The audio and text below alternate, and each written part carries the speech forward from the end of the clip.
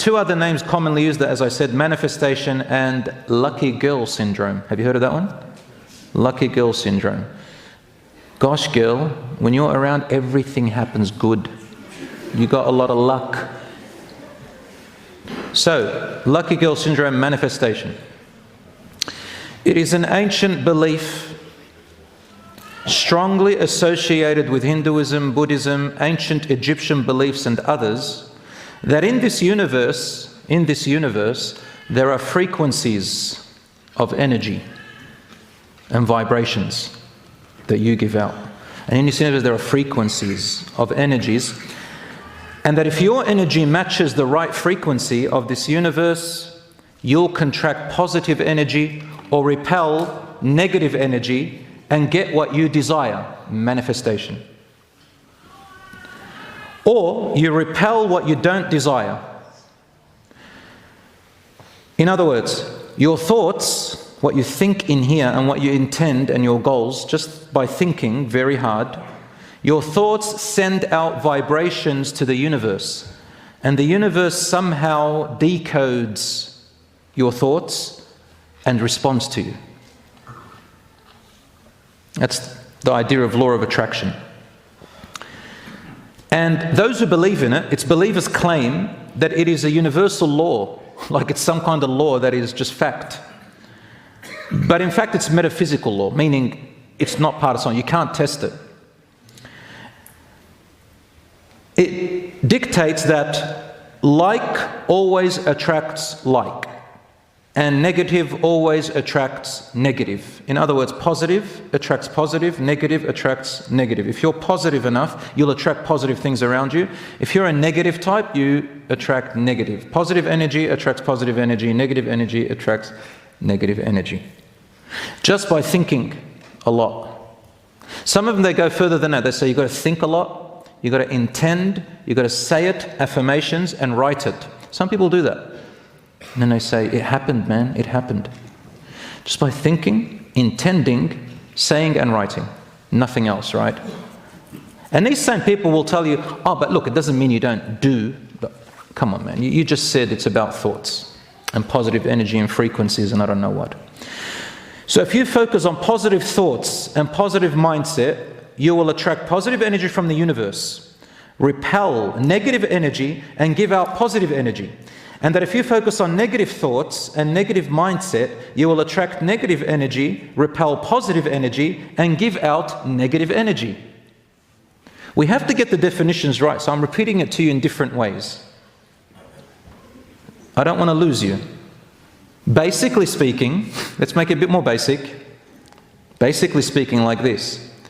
The universe, this big cosmos with all planets and everything, this hundreds of billion-year-old universe listens to our thoughts.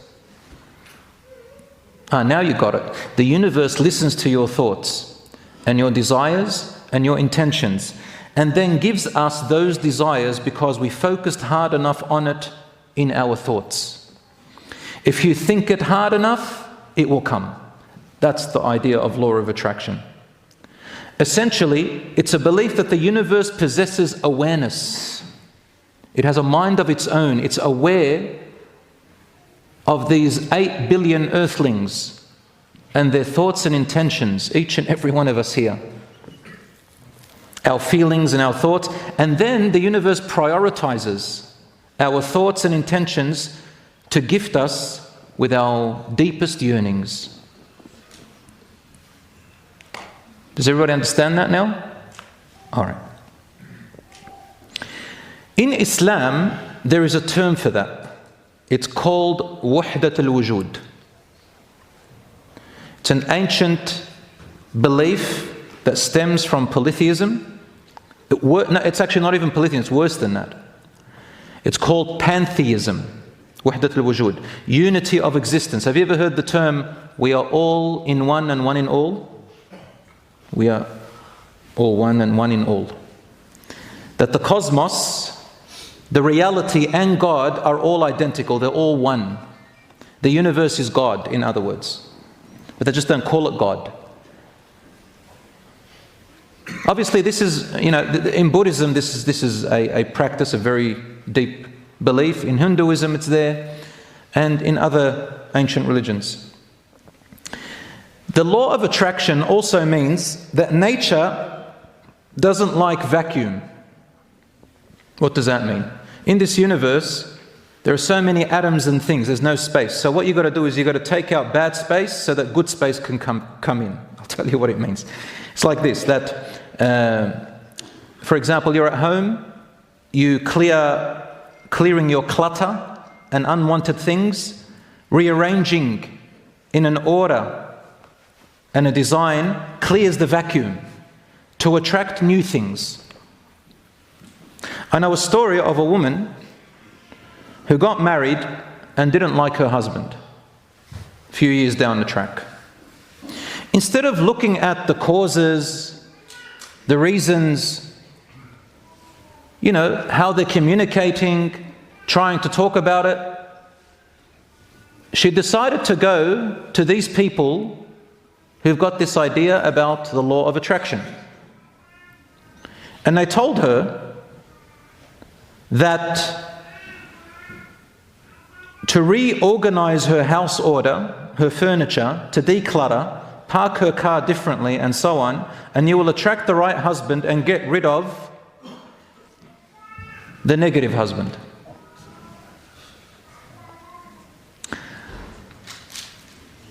So, like that. The idea is truly spiritual atheism. Get rid of God and the universe becomes the God. Have you ever heard the statements, the universe has been kind to me. I thank the universe. The universe gave me.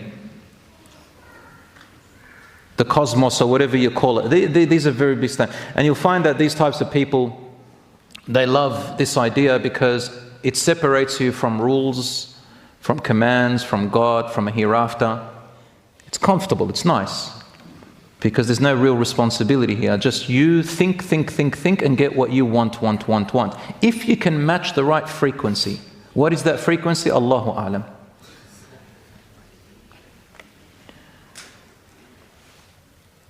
Some people among the Muslims have actually mixed the idea of law of attraction with religion. So some of them brought in dua and prayer and zikr. And they say, if you make enough dua, if you make enough zikr, if you make enough prayers, then you can manifest certain things with the law of attraction. And this is mixing deen with shirk. It's the same thing. And it's an innovation of religion. Let me look at it scientifically.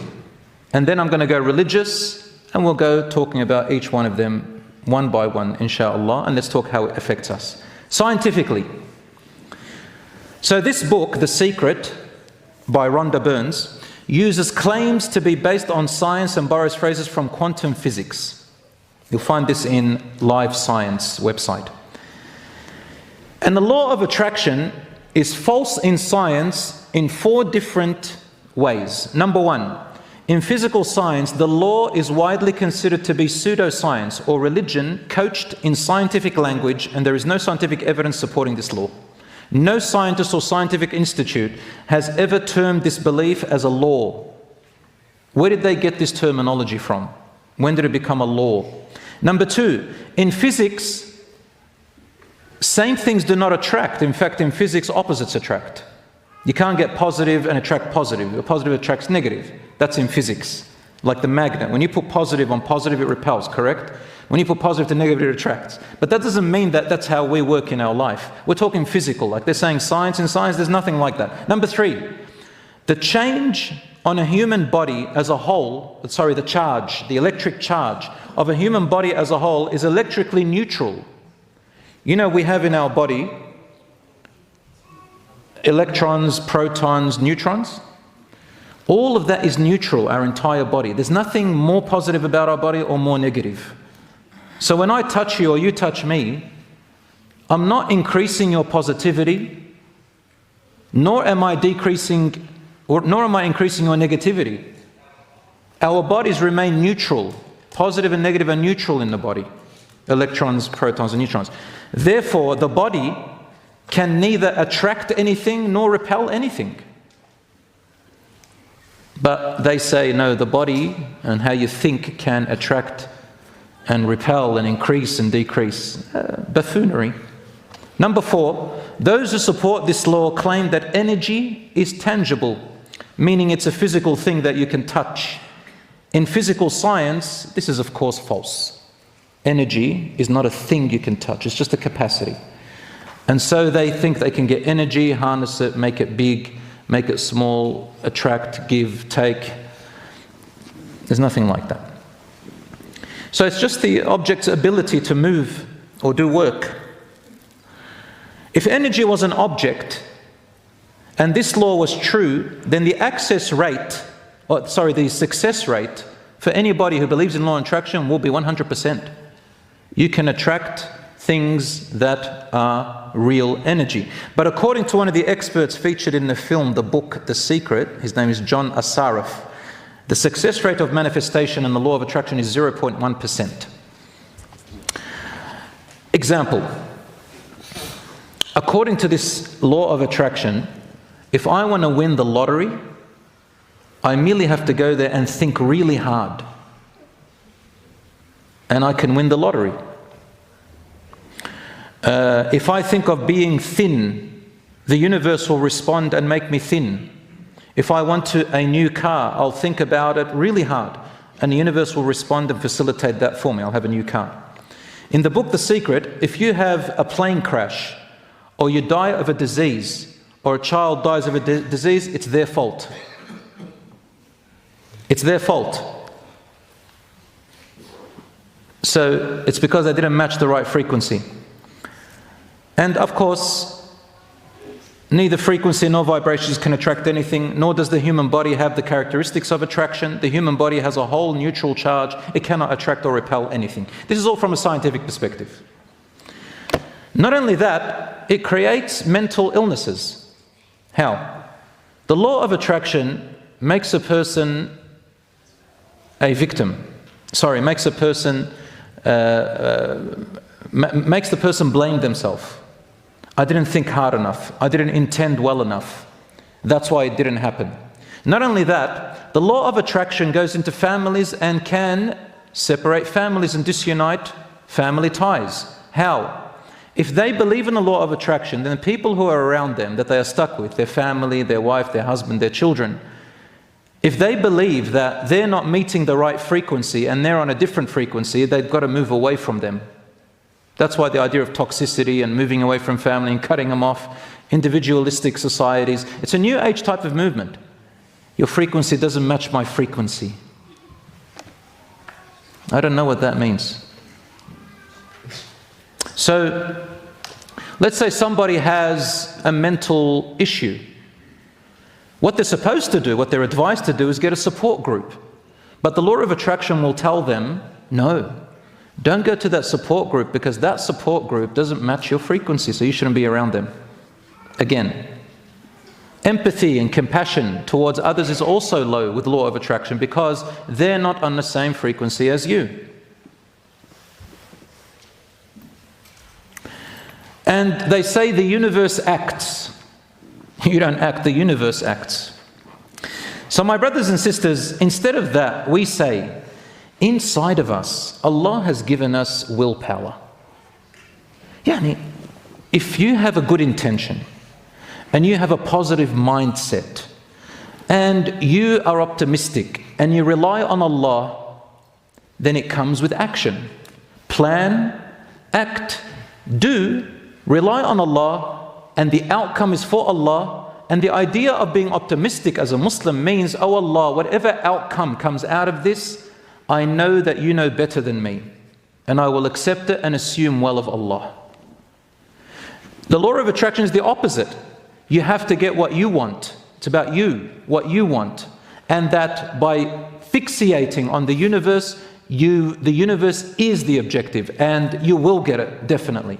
So it defies the belief of qadr, that everything's in the control of Allah subhanahu wa ta'ala. We come back to opposing this entire teaching of deen. By the way, Christianity and Judaism also, they reject the law of attraction and manifestation. So there's no such thing as if you do something, the energy goes out and it hits a frequency and the universe gives you something back. If a person's in a plane crash and then you've got 200 people in the plane, they say if it had a crash, it's your fault because you didn't match the right energy. Well, all 200 people in the aeroplane, the universe just blames everybody? And it's, again, a complete fallacy. My brothers and sisters, in Islam, if you do positive things, there is a possibility that Allah rewards you with something positive, but not necessarily. Or it may be positive, but you don't see it as positive. You may not like it. So what happens in our world now is, unfortunately, a lot of people tend to think negatively about Allah subhanahu wa ta'ala. So if something doesn't go their way, majority of people, Ibn al-Qayyim rahmatullah alayhi, he speaks in his book about this. He says, if you looked at the majority of people of the world, when it comes to assuming of their Lord, what do they assume? If things don't go the way that they wanted them to go, they start thinking that Allah has betrayed them. It's not fair. Why me? That shouldn't be. So when Allah says, think well of Allah, it means no matter what the outcome, be patient and think well of Him. Even if you don't see it good right now, it'll be good for you somewhere else. But if you're going to take that attitude, Allah is bad, why don't things go for me, why? This is what starts, the shaitan comes and leads you towards these buffoonery type of ideologies. To leave God all alone and just rely on the universe, which really is an imaginary thing. My brothers and sisters, the universe doesn't know anything about you. The universe can't read anybody. So, who is the creator of the universe? Allah. In Islam, we believe in qadar. Religiously, believing in the law of attraction and manifestation that the universe will give you, if you take, positive energy, and the universe will give you back, this is open shirk. This is open shirk. If I believe that the universe has power to respond to my thoughts, then what is there a greater shirk than that? I've left nothing in creation except that I've made into a God instead of Allah. That's the meaning of shirk. Do you get it? Every atom, every subatomic matter, the sun, the moon, right to the end of the universe, all of it can know the unseen about every person. And who's the only one who knows the unseen? Allah. And the universe has no power to do that. So that is shirk akbar, major shirk. Now a person might say, what if I believe that Allah has created laws of attraction, that Allah is the one that's doing it, and I'm asking Allah, and then He facilitates the laws of attraction for me. Then I say to you, this is not shirk in Allah, but there's another type of shirk called shirk in cause. You made shirk with Allah in cause and effect. You're still putting trust in created things when nobody told you that Allah never told you that. There's nothing in Islam, past or present, in the whole Quran, about the law of attraction. Nothing. So where did they get it from? Hindus, Buddhists, and some people's ideas who are commercializing off you. For people who already are overthinkers, for people who already probably are on the verge of some mental illness, for people who are having rough time in their life, they commercialize off you and lead you astray. Islam came to make you free of all of that. It is only you and Allah subhanahu wa ta'ala. Allah says in the Quran, الَّذِي جَعَلَ لَكُمُ الْأَرْضَ فِرَاشًا وَالسَّمَاءَ بِنَاءً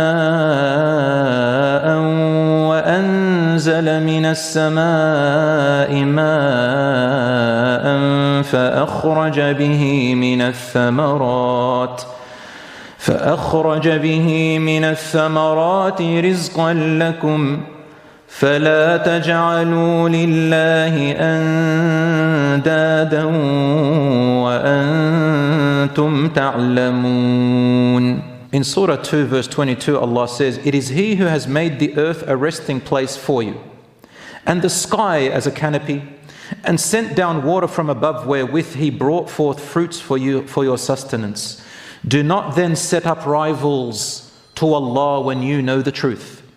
The rivals here is the universe and created things, giving them the same power or similar power to the Creator. Allah also says, قالوا اطيرنا بك وبمن معك قال طائركم عند الله بل أنتم قوم تفترون. Allah says in Surah 27 verse 47, they said to the Prophet Salih, we regard you as an evil omen. We regard you as an evil omen to us and those who are with you. Salih replied, your omen is with Allah. The truth is that you are a people who are being tried. Tuftanun.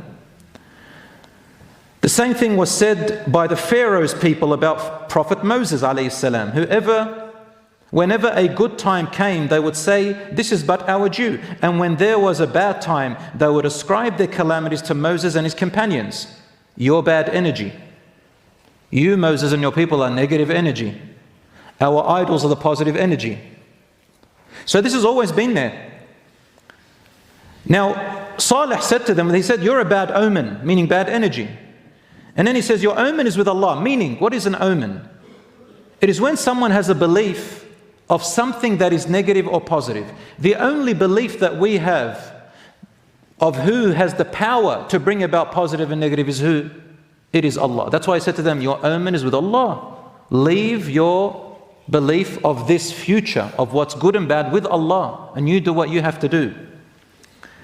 And Allah also says in the Quran, Surah 39 verse 3, lo, religion is exclusively devoted to Allah. Your religion is entirely consecrated to Him. As for those who have taken others than Allah for their guardians, they say, we worship them only that they may bring us nearer to Allah. We worship them only that they bring us near to Allah. Allah will judge between them concerning what they differ about. Verily Allah does not guide anyone who is given to sheer lying is an utter unbeliever. This verse came down about the people of Quraysh. At the time of the Prophet ﷺ, the disbelievers disbelieved Muhammad ﷺ. What did they worship instead? Idols, remember? The Quraysh people had idols. And this is what they're saying. When they were told, don't worship the idols, they said, we worship them only that they may bring us nearer to Allah. إِنَّمَا نَعْبُدُهُمْ لِيُقَرِّبُونَ إِلَى اللَّهِ زُلْفًا. The idolaters didn't really worship the idols in that sense. They worshipped Allah, but they said the idols are intermediaries. They bring us closer to Allah. So now, when someone hears idols, you forget that energy is also an idol now. Planets are idols. Beliefs in an amulet is an idol. Omens are an idol. Negative and positive energy that brings about things is also an idol. All of these are idols. And for the Muslims who say, no, these are things Allah created and I'm just getting closer to Allah through them, they're just like these people who said, no, we don't worship the idols. The idols, we just worship the form of the spirit that's within them, and they get us closer to Allah. Because we can't reach Allah, we reach His saints, and His saints are in the form of these idols. It's all same concept, you know, whether they say the universe, energy, law of attraction, manifestation, yoga, energy healing, idols, the sun, the moon, it's all the same concept. Astrology, the sun and celestial planets and how the constellations align, all of this is the same concept. All of these are idols. Some people will say, so what does it mean when I'm positive and I see that positive things happen? We say to you, listen, there are two things which Allah subhanahu wa ta'ala taught us. Number one, things can happen to you through two ways. Number one, through laws and things which Allah created in this life that help you, and through the shari'i ways of worship. Example, the shari'i ways of worship is through dua. Who you're asking? You're asking Allah. Salat, who you're praying to? Allah. Through dhikr, who are you making dhikr to? Allah. Quran, whose words are you reading? Allah's. Doing good deeds, who are you doing the good deeds for? Allah. When you connect your family ties, why are you doing it? For Allah. All these are connected between you and Allah. These can bring about a positive change to your life, but by the will of Allah. By the will of Allah. Allah says in Surah Al-Kahf, وَلَا تَقُولَنَّ لِشَيْءٍ إِنِّي فَاعِلٌ ذَلِكَ غَدًا إِلَّا أَن يَشَاءَ اللَّهُ. Do not say that I am about to do such and such a thing tomorrow, except if Allah wills. And another verse, وَمَا تَشَاءُونَ إِلَّا أَن يَشَاءَ اللَّهُ رَبُّ الْعَالَمِينَ. You cannot will for anything unless Allah wills it. Now these Quraysh people, they made the idols as intermediary. So if I come up and I say, Allah created this energy so I can make an intermediary between me and Him, then this is shirk. This is exactly like the people worship idols. As for rational, physical things which Allah created as a means, it's like medicine, medication. Medication is a means. Working is a means. Knowledge of mechanics and processes, scientific methods, these are all means. This is not like saying some energy or supernatural thing.